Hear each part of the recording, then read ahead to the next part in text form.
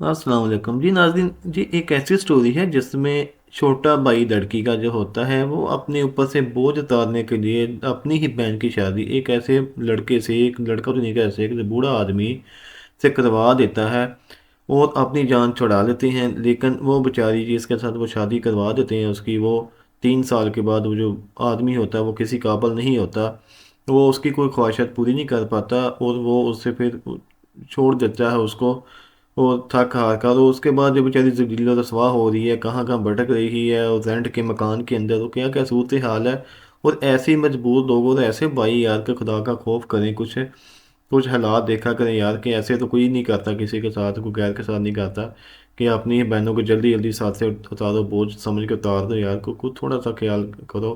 آپ اس کی زبانی سن لیں اور اس کے بعد آپ نے کمنٹ سیکشن میں اپنی رائے کا اظہار لازمی کرنا ہے۔ میٹرک پڑھی ہوئی ہے۔ جی، اس بابے کے ساتھ کس کس بھائی نے آپ کو پھنسایا تھا؟ چھوٹے والے بھائی نے۔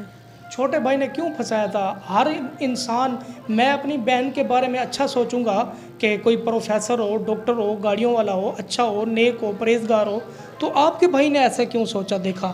وہ کبوتر باز تھے تو ان کو کبوتر کا شوق تھا، تو وہ بھی کبوتر باز تھے، اس وجہ سے انہوں نے شاید یہ سوچ کے کر دیا۔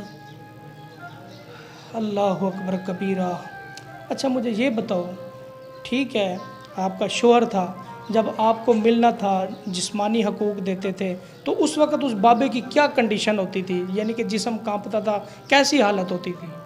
جی، کانپنے والی حالت ہی ہوتی تھی، جو میں آپ کو نہیں بیان کر سکتی، آپ بہتر سمجھ سکتے ہیں۔ یعنی کہ جب وہ ملتے تھے کوئی گولیاں میڈیسن یوز کرتے تھے؟ ہاں جی، بالکل۔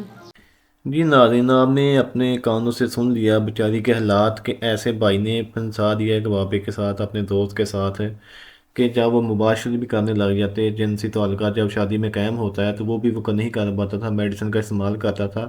تو اتنا ظلم و زیادتی نہ کریں یار اس معاشرے کے اندر، اتنا ظلم و زیادتی اپنی بہنوں کے ساتھ نہ کریں کہ ان کو اسی طریقے سے گھر سے باہر نکالیں، کچھ خدا کا خوف کریں۔